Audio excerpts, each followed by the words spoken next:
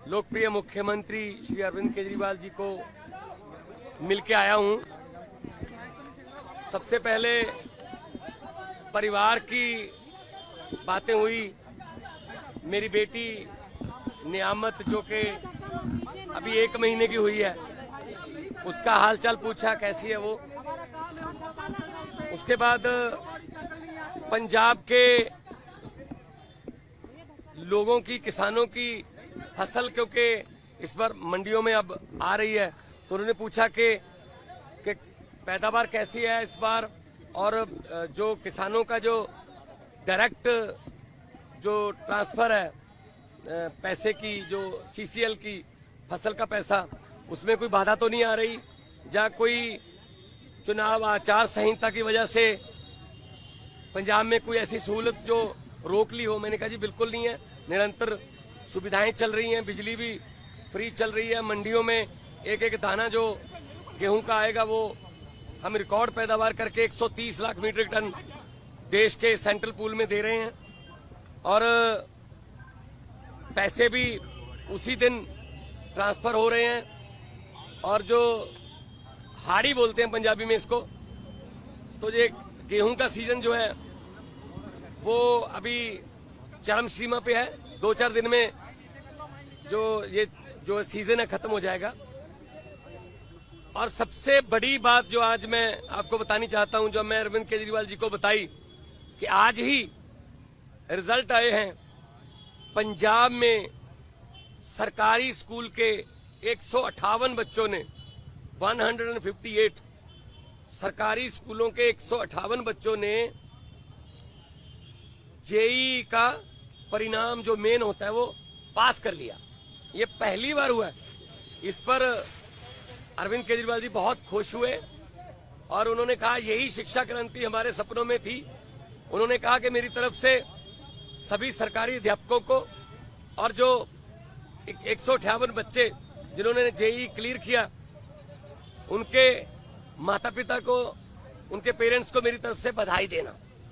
तो ये पहली बार हुआ है कि सरकारी स्कूलों के बच्चों ने जेईई का परिणाम क्लियर किया, और ये हमारा सपना सच होने वाली बात है। और उन्होंने दिल्ली के बारे में और देश के बारे में भी पूछा। मैंने कहा जी मैं गुजरात होके आया हूं, भरूच और भावनगर, माइंड ब्लोइंग रिस्पॉन्स है, और लोग, पूरे देश के लोग ये कह रहे हैं कि ये गलत किया अरविंद केजरीवाल के साथ कि उनको पकड़ के अंदर कर दिया। शायद ये सोचते होंगे एक बंदे को अंदर करके हम पार्टी की आवाज बंद कर देंगे, लेकिन आपकी आवाज सर, वो व्यक्तिगत तौर पे तो आपको अंदर कर सकते हैं, लेकिन आपकी सोच को अंदर नहीं कर सकते। तो हम असम में भी गया, उन्होंने मुझे कहा कि दिल्ली भी आना, और दिल्ली के जो प्रचारक हैं उनको पंजाब में भी लेके जाना है, और कहीं भी इंडिया गठबंधन का कोई, हमारा पार्टी का कोई नेता, अगर वो असम हो, चाहे वो गुजरात हो, चाहे वो महाराष्ट्र हो, चाहे वो यूपी हो, बिहार हो, यहीं भी वो बुलाएं, हमने जाना है।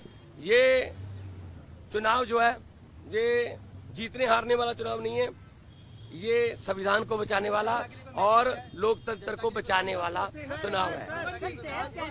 सेहत ठीक है, सेहत उनकी ठीक है।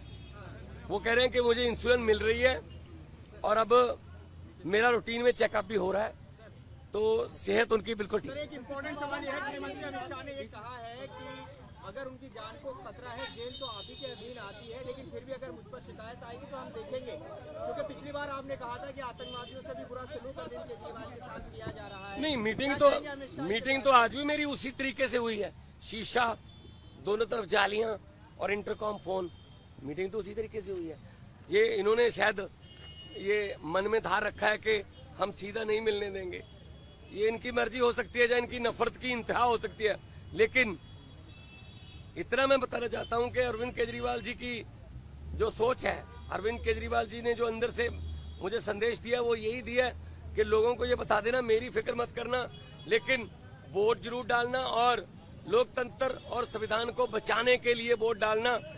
तानाशाही जो आ चुकी है देश में, उसको खत्म करने के लिए वोट डालना। जल्दी राघव चड्ढा भी कैंपेन करते नजर आएंगे? बिल्कुल आएंगे। हमारे सारे नेता जो हैं वो, हमारे सभी नेता अपनी अपनी जिम्मेदारी लगे हुए हैं, 11 खेलते हैं, बाकी कोचिंग स्टाफ में होते हैं, कुछ नेट में बॉलिंग करते हैं, कुछ नेट में बैटिंग करते हैं, 4 एक्स्ट्रा प्लेयर होते हैं। तो हमारा एक संगठन है, तो जिसकी ड्यूटी जहां भी लगेगी हम वहां जाएंगे और 4 जून को आम आदमी पार्टी भारत की एक बहुत बड़ी शक्तिशाली राजनीतिक शक्ति बन के उभरेगी। Thank you.